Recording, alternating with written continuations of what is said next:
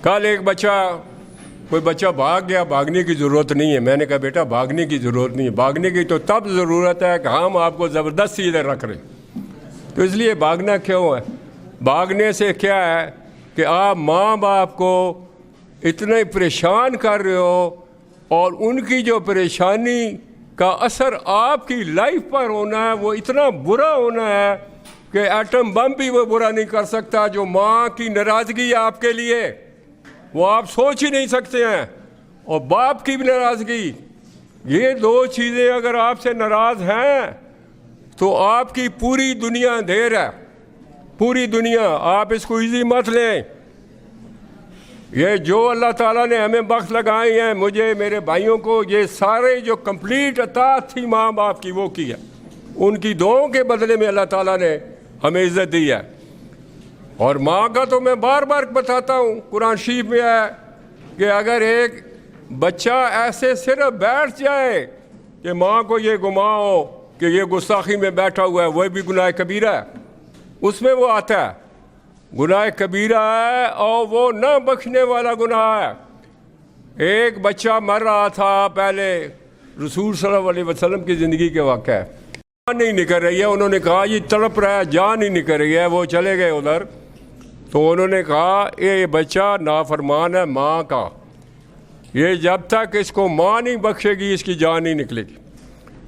जब उन्होंने माँ को कहा कि आप इसको बख्श दें, आप नाराज़ हो, उन्होंने कहा मैं नाराज़ हूँ, बख्श दें, उन्होंने कहा मैं नहीं बख्शती हूँ।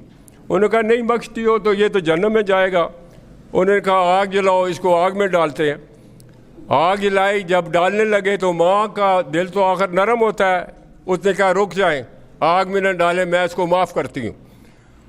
और उसी वक़्त वो सुकून में आ गया और उसकी जान निकल गई। ये माँ का इतना बड़ा रुतबा अल्लाह ताला ने दिया, आपकी जान भी नहीं निकलेगी, तड़प तड़प कर मर जाओगे। जो माँ और बाप को नाफरमानियाँ और उनको परेशान करते हो, तो ये माँ बाप का हुक्म है कि आप इधर बैठ कर पढ़ो और तवज्जो दो। वो बहुत पैसे खर्च कर रहे हैं आप ऊपर, वो ये नहीं है कि इधर बड़े आसानी से आपको भेजा हुआ है। उनका भी दिल करता है कि हाँ हमारे पास हो, हम ख्याल रखें इनको, लेकिन उन्होंने आपके फ्यूचर के लिए, आपको अच्छी तालीम के लिए, आपको अच्छा इंसान बनने के लिए उसलिए भेजा है। तो वो जो बच्चा इस तरीके से कोई हरकत करेगा कि उनको परेशान कर रहा है, वो उसके लिए तबाही के बगैर कुछ नहीं है, सिर्फ तबाही और बर्बादी है। That's all.